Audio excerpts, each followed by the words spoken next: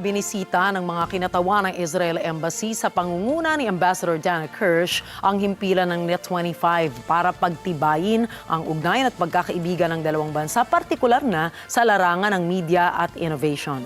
Tiniyak din ng Embahada ng Israel na may mga hakbang silang ipinatutupad para protektahan ang mahigit sa 30,000 mga Pinoy na nagtatrabaho sa kanilang bansa sa gitna ng tensyon sa Middle East. TJ Mendoza sa balita. Sa gitna ng tumitinding hamon sa geopolitics, pinatibay ng Embassy of Israel at ng Net25 ang ugnayan ng Pilipinas at ng Israel sa pamamagitan ng pakikipagdialogo at ng kooperasyon. Binigyang diin sa pagtitipon na ang pagbisita ng mga opisyal ng Israel ay sumasagisag sa mas pinalakas na tulay ng pagkakaibigan ng dalawang bansa, lalo na sa larangan ng media, innovation at pagbabahagi ng mga kwento ng pag-asa. Ayon kay Israeli Ambassador Dana Kirsch, nananatiling matatag ang Israel sa kabila ng mga pagsubok na kinahaharap ng bansa. You know that Israel is aching, as you mentioned, because you have been there yourself on October 7, 2023, which is more than 2.5 years ago, and we are still aching on the same, by the same threats. And unfortunately, there is another operation that has been occurring since the 28th of February. But I would like to cling on to two words that you had used, which is hope and innovation.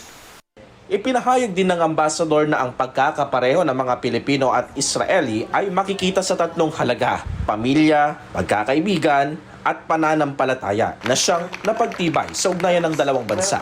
Sa usapin naman ng seguridad, tiniyak ng embassy na may mga hakbang na ipinatutupad upang maprotektahan ang mahigit 30,000 Pilipinong nagtatrabaho sa Israel. Once you're in Israel, you are part and parcel of us. You are, as Israeli, the same mechanism and layers of protection that will be provided for Israelis are automatically provided for Filipinos. Ipinaliwanag na may iba't ibang layer ng proteksyon kabilang ang alert system, mga shelter at ang kilalang Iron Dome ng defense system ng Israel. Sa kabila ng mga banta at karahasan, binigyang diin rin ng ambassador ang katatagan ng mga Pilipino, lalo na ng mga OFW, na patuloy na naglilingkod at nagpapakita ng malasakit sa kanilang mga pinaglilingkuran. We are both resilient people. Hope keeps us resilient. And hope keeps us alive.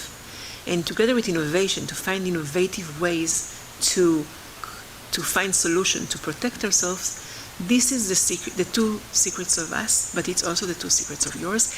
And when you combine it together, it's a double impact. And what the Philippines and Israel can do together is remarkable. Umaasa ang magkabilang panig na mas mapapalakas ang partnership ng Pilipinas at ng Israel para sa mas maayos na kinabukasan ng susunod pang henerasyon. Pero bukod sa naging seryosong usapan tungkol sa relasyon ng dalawang bansa, di rin napalagpas ni Ambassador ang mga bagay na babalik-balikan niya sa Pilipinas. First of all, your food is amazing.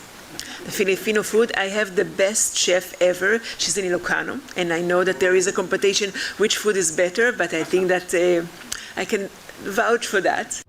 TJ Mendoza para sa mata ng Agila. Matatag, matapang, matapat.